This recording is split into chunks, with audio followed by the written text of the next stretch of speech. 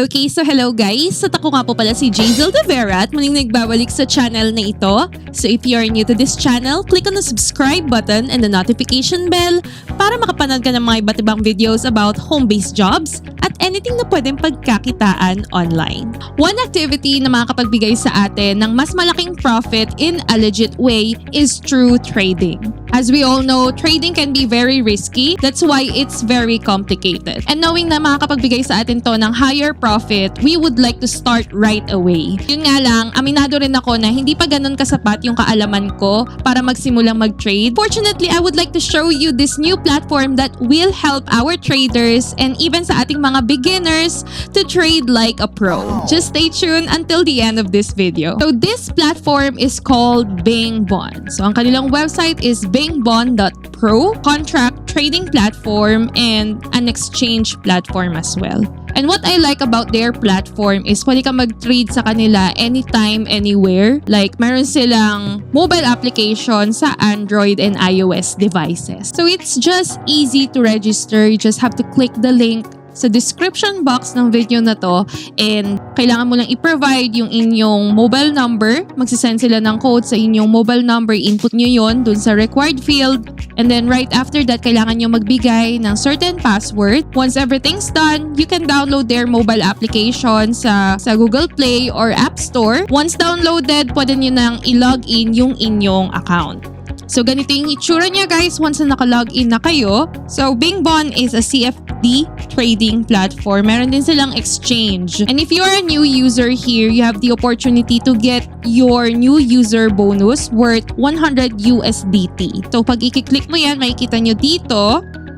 Ayan, makikita nyo dito yung inyong new user rewards. Kung isa-scroll down nyo rin, makikita nyo dito yung activity description. Well, these bonuses are available for a limited time only. Kaya pag nakapag-login kayo, maganda dito kayo agad pumunta. So, magagamit mo lang siya to trade guys in different leverages. Ayan. Going back, punta tayo dito sa baba. Ito yung mga supported instruments ni BingBon. Like we have here digital currencies, global index, commodities, and forex. So marami siyang supported markets guys. Punta tayo dito sa ating contract. So dito sa contract, makikita natin yung ating contract trading platform kung saan pwede tayong mag-place ng positions long or short.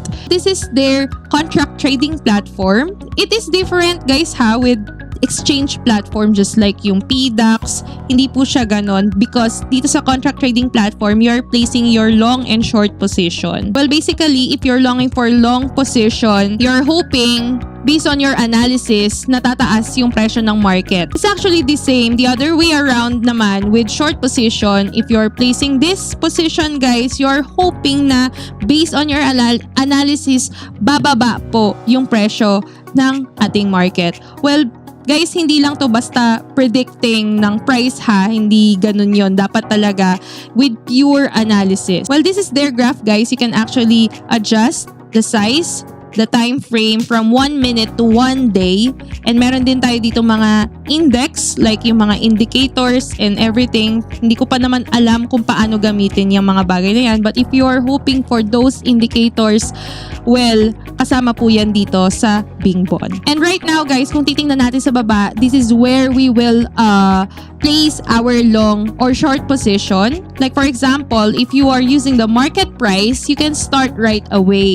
And then if you are using the trigger naman, you can place the position in a specific market price. Like for example, pag naabot niya yung market price na 6797, doon lang po magsa-start yung pinlace niyong position. Right now, dito naman sa leverage, it works like a multiplier guys. So if you put the leverage of 150 times, mas malaki yung factor na makakuha ka ng mas malaking profit. The higher the leverage guys, the higher profit that you will get if okay yung position mo. And it works the other way around then. If you're losing a position, mas malaki rin yung malulus mo dito like 150 times. So dito naman sa margin, ito yung price na ilalaan mo for your position. So based dun sa napanood ko na isang trading expert, sabi niya, if you are starting pa lang and if you're testing pa lang your analysis, huwag kang maglalagay ng margin more than 10% of your assets sa inyong account. To lessen the risk of loss din, syempre, diba? Lalo na kung nagsisimula ka pa lang. Dito sa advanced settings, when you tap on that, enter a margin pala muna. Ayan. When you tap on advanced settings,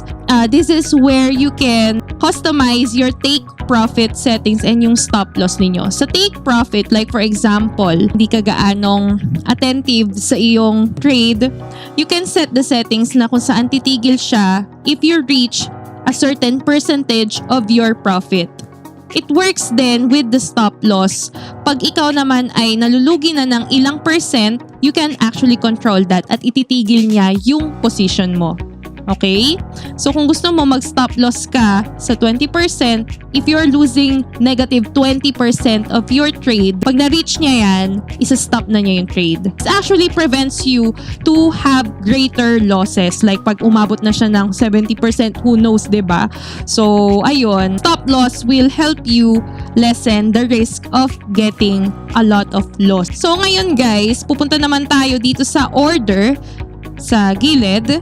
So this is where you can see your position, yung pinlace mong position. So ako kasi, based on my analysis, ayun na, analysis. So yan, shout out sa mga tumutulong sa akin to start trading. Si Chris at si Seth. So tinutulungan nila ako through Telegram, guys. Shout out sa inyo. Medyo nagkakaroon na rin ako ng konting idea on how to analyze the candlestick pattern. But I believe I have more things to learn here dahil nagsisimula pa lang ako and I just want to play muna. Kumbaga, nilalaro ko lang siya. Pero wag niyo akong gayahin, guys, kasi real money na po yung nilalaro ko dito. Meron pong demo account si Bingbon. So guys, may mga times din na hindi rin tayo confident na tayo mismo magte-trade ng pera natin. Let's say hindi pa tayo talaga maalam sa pagte-trade like me. You can make use of their copy trading feature. So punta tayo dito sa community. Actually guys, ito lang din yung trading platform na may social media platform. Kung isa-scroll down mo, makikita nyo yung mga top traders dito sa Bingbon.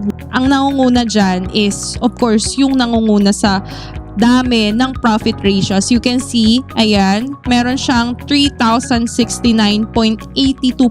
Sobrang laking pera niyan, guys. Lalo na kung malaki yung ini-invest niya for his trading. Wow.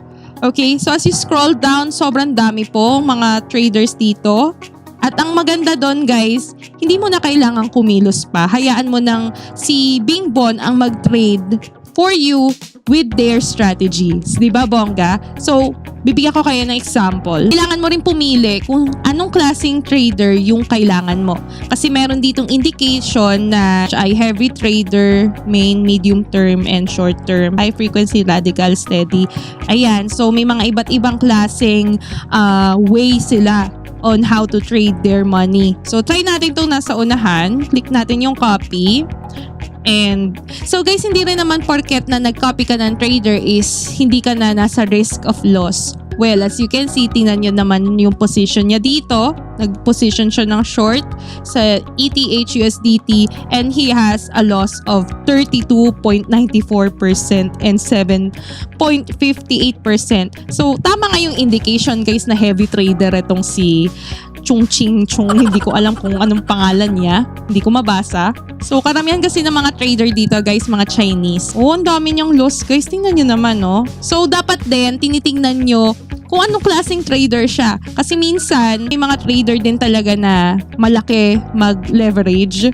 O ayan, 20 times leverage siya. Hindi rin naman pala malaki. Siguro malaki lang talaga yung in-adjust na position. So, analyze niya mabuti, ha. Kung okay ba sa inyo yung records niya. So, piling ko hindi. Parang medyo talagang risk taker ang dating niya. So, ito guys, na-copy trade ko na to. Itong si Kuyang KFC. Ayan. So, kung ika-copy natin yan, tingnan natin yung activity niya. Parang medyo maingat siya sa trade niya. Tingnan nyo guys, wala siyang masyadong malaking loss. Dito ako ka-copy. Ayan. Pwede nating i-copy yung trade nitong si Kuyang KFC. All we have to do here is copy natin. Click natin yung copy and pwede tayong mag-place dito ng amount in USDT. So USDT tayo guys. and using our real money. And pwede rin naman with your VST. So guys, yung VST, it is like yung demo coin. Is tayo ng amount 10 USDT. Okay, kasi medyo tiwala naman ako sa kanya. Ang ganda ng record niya, guys, 'di ba? Wala naman siyang loss. Like sobrang ingat niya. Hindi siya papayag na hindi siya heavy trader tulad nung nauna.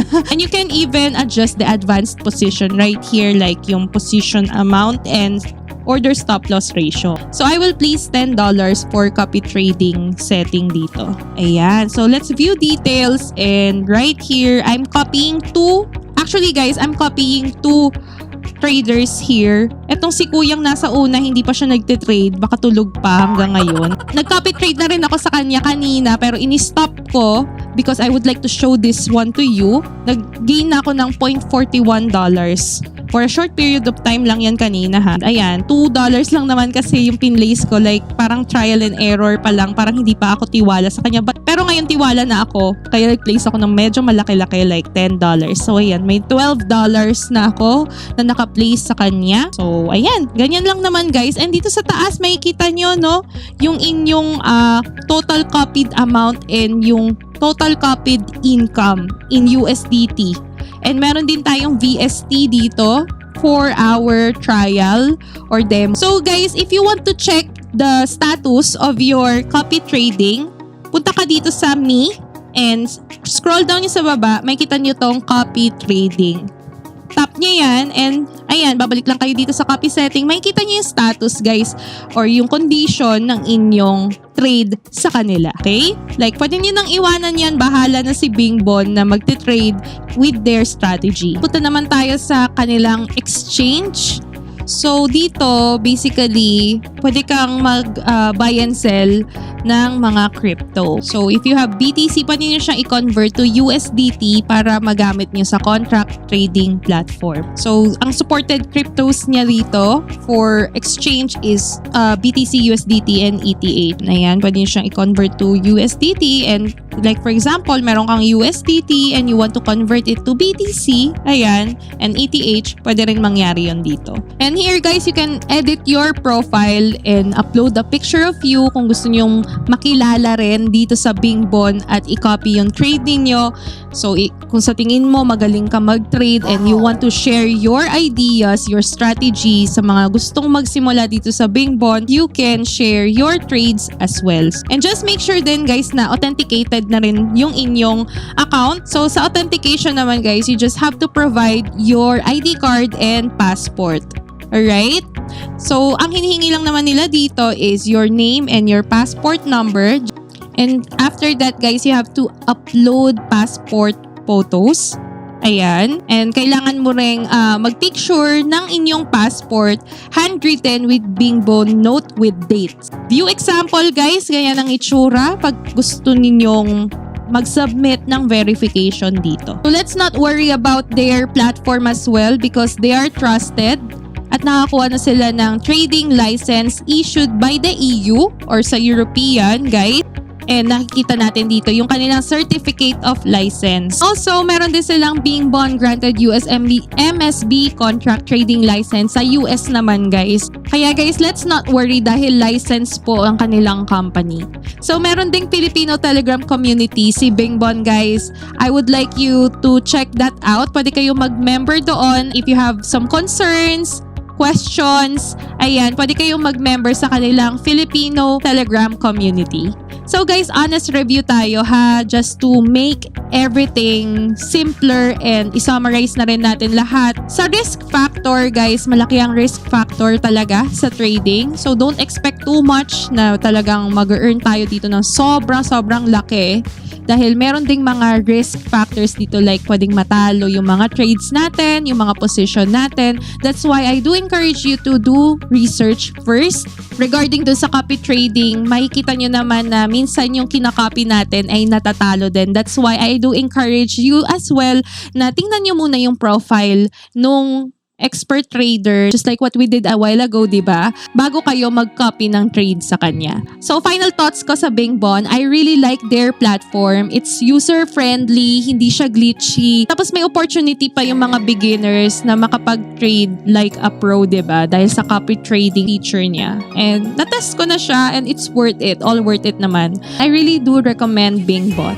So, yun lang naman guys, and thank you so much for watching this video. And kung na-enjoy mo ito, give this video a like and subscribe to my channel. Click on the notification bell para ma-notify ka sa aking mga uploads. And don't forget to subscribe to my second channel, Jizel De Vera Vlogs, okay? So, have a nice day, God bless, and goodbye!